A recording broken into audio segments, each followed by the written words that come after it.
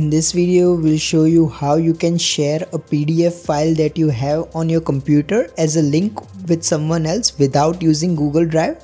So to do this, first open up any web browser and then search for Jumpshare PDF. Now click on the first link that says share PDF files online for free.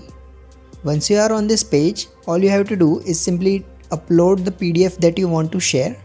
Once the upload is complete, you can click on the share your document option and it will immediately generate a link. You can copy the link from here and then share it with the other person.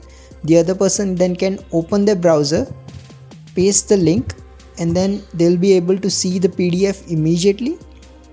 Now by default, this link will remain active for only 24 hours, but if you want it to stay active for longer, all you have to do is create your Jumpshare account.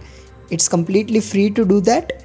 Once you create your account, the link will remain active forever and you should be able to share the PDF with as many people as you want.